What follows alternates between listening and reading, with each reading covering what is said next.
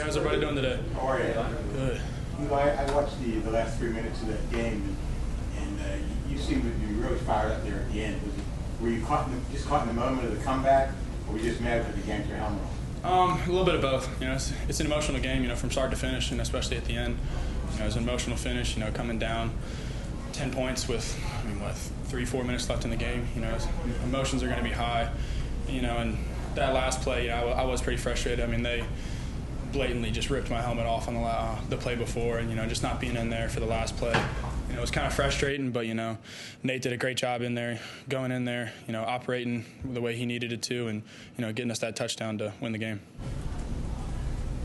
Gavin said, this week the offense has felt like you guys played very well on Saturday. What has this week been like, and how are you guys approaching this week? We're approaching this week as a game to put 4 quarters together. We still feel like we haven't done that. We feel like every game we've left at least 3 touchdowns out there. I feel like this is the game where we're going to go out there, we're going to execute on all levels. Be able to run the ball, throw the ball.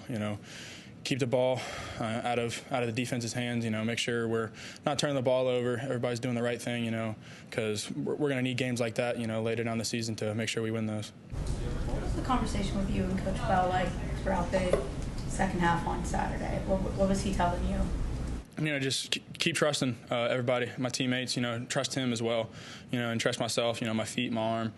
I got to go out there and trust those guys. They're going to be in the right spot. Trust him. He's going to make the right call, and trust myself that I'm going to be able to make that play too. Eli, it seems like Cade's a pretty intense guy. A little bit. Why does that relationship work well with you and him? We both have that same hunger to, want to be great. He's got that hunger like I've never seen before.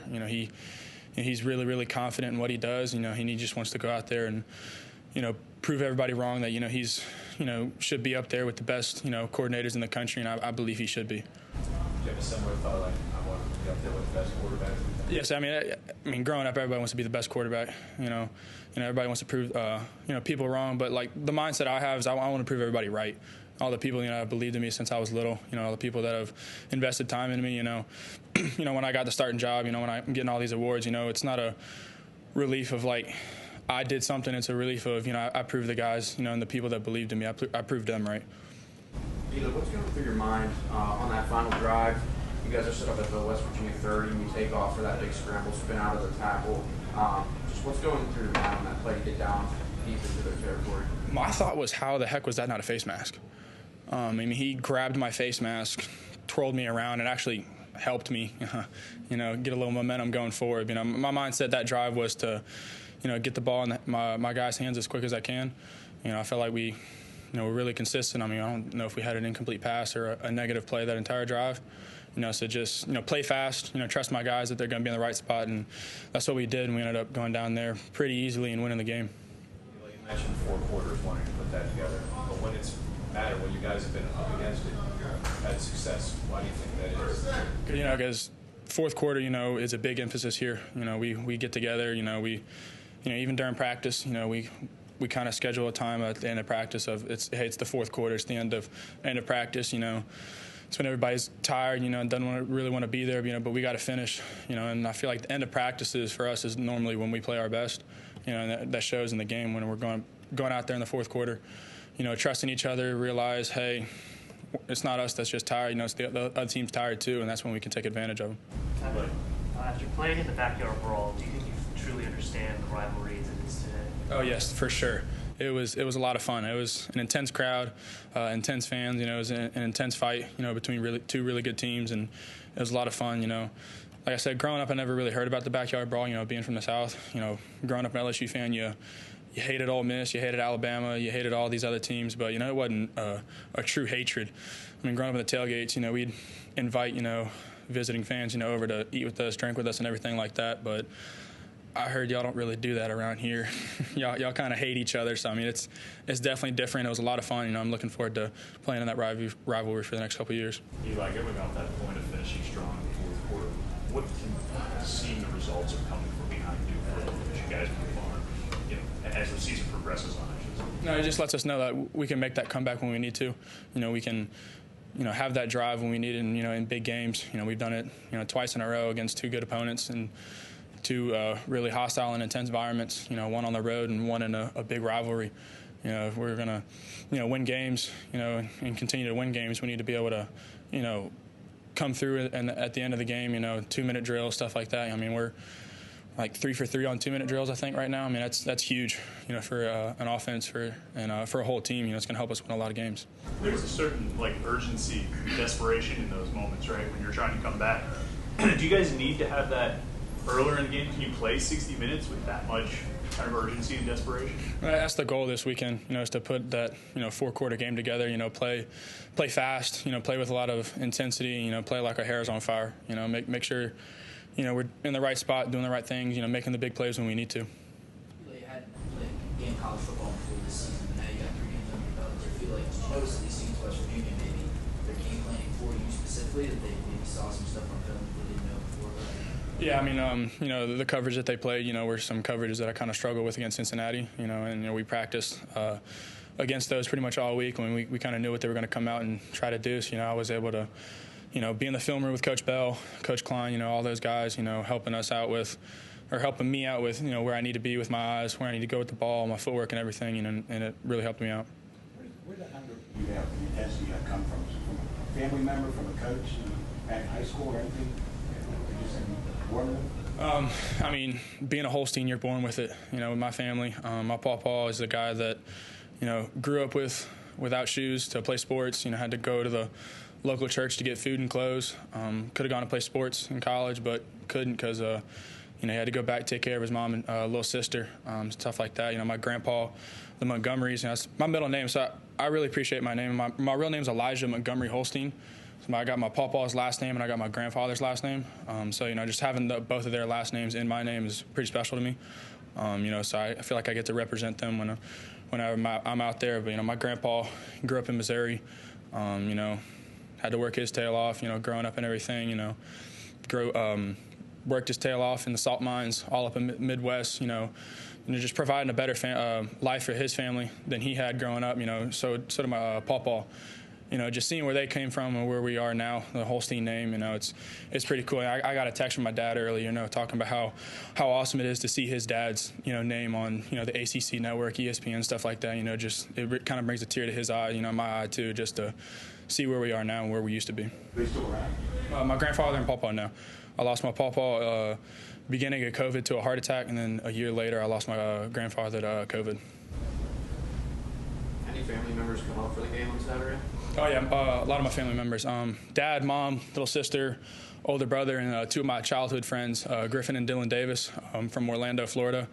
Their dad was my first football coach ever, Coach Steve. It's my guy. He's a guy that's been there every step of the way. Like I said earlier, proving people right instead of proving people wrong. He's one of those guys that I felt like I proved right. He's believed in me since I was 6 years old, playing right tackle. Right tackle, third string quarterback is what I was my first year at tackle football. So like I said, he's believed in me ever since that, and it's an awesome feeling proving him right. What was it like being able to celebrate that win with them? Oh, it was awesome. Just being able to go over and hug my dad. Every game I give him my game towel. He likes to collect those. Just being able to go see my brother, my mom, my little sister, my family. Oh, my uncle was there. He's the guy that had all these season tickets to LSU. So, he always brought me to LSU games. Being able to bring him to a Pitt game was awesome. Kind of a complete turnaround for me. Being able to celebrate that win with those guys. Being able to call my grandma, call my aunts and uncles, back home and just celebrate that was awesome. Did she contact you when you were in the portal? No, not really. You were started as a sophomore in high school, right? Mm-hmm. And then you started as a freshman in college.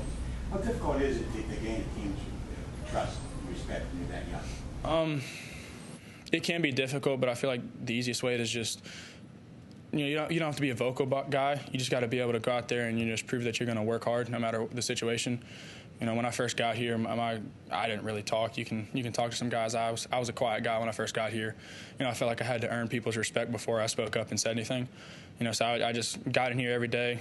Worked my tail off. In the weight room, in the film room, learning the offense, just doing the little things right. I felt like once I earned the respect of how I do things, then I'm able to earn their respect and be able to lead them vocally. That's been perfect through 3 weeks, but still, what's that feeling like of feeling this even? It's great. It's been a lot of fun. I know we have a chance to make history this weekend. You know, I feel like it's a big point of how we need to approach this game. You know, we can't approach this game as a tune-up game. You know, this is a big deal for us. You know, we want to put that 4-quarter game together. You know, but we want to go 4-0. I mean, we'll be the first Pitt team I think ever to go undefeated in non-conference play. I mean, so we got a chance to make history, and I think these guys need to realize that, and we need to go out there with the same intensity we had against West Virginia. Now that you've been able to really digest the West Virginia team, what wasn't working in that stretch in the second half at first, and how can you use that information moving forward here? You know, it was all around. It wasn't, you know, just anybody specifically. You know, we all, you know, made mistakes, but we all made some really good plays at some point. You know, just doing the little things right. Me specifically, you know, I got to work on my feet, you know, work on getting my eyes in the right spot, you know, making sure I'm reading the right coverage and, you know, reading the right guys. You know, just in trusting guys, you know, trusting my guys are going to be in the right spot, trusting the O-line is going to protect me, you know, because they've done a great job with that. You know, I got to trust guys, and then we're going to be able to play some football.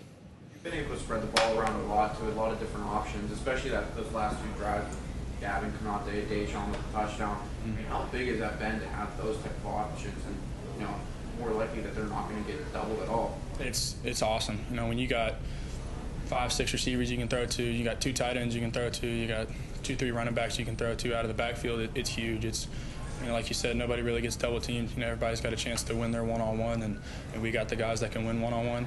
You know, my job is to, whoever's open, whoever that playmaker is, that play, to get them the ball as fast as I can so they can go make some plays with it. You've talked about that you think your relationship with wide receivers has come about because you hang out outside of here. What do you guys do when you're away from the facility? I mean, like tonight, you know, going to the volleyball game, you know, pretty much the entire team's going. You got to cheer on the volleyball team. You know, it's a big game tonight, you know, against Penn State. I mean, I know we're doing great. You know, our volleyball team is dominating right now. I don't think they've lost a set. You know, I mean, they're the best team on campus. You know, we're trying to get to that point. You know, but you know, just doing stuff like that. You know, when I first got here, we went to a couple basketball games. You know, we'd go bowling, Top Golf, stuff like that. But you know, now during the season, our hanging out is at the facility when we technically don't have to be here. Like when we come up, you know, we watch film. You know, on Mondays we watch film with the receivers every day or every Monday for about an hour and a half. You know, watch games, see what they're going to do against us. Later in the week, I'll come up with some receivers. You know, we'll get some timing stuff down, you know, to make sure everything's polished. We're doing the little things right, you know, so we're able to go on Saturday. You have a final question for Eli? Are these 2 comebacks the biggest games of your career thus far? I mean, the fact that I've only played 3 games in my career, I would assume so. I mean, yeah, it's a big comeback on the road and then a big comeback in a rivalry game, which was a lot of fun. You know, but I treat every game like the biggest game I've played. You know, the next game's the biggest game of my career, you know, because that's the only one that matters at the moment. You know, my goal is to go 1-0 in every game, you know, protect the ball, move the ball, score a lot of points, because, you know, that's what our offense does, and that's what we need to do to win a lot more games in the future. Well done. Thank you very much. Thank you. Thank you.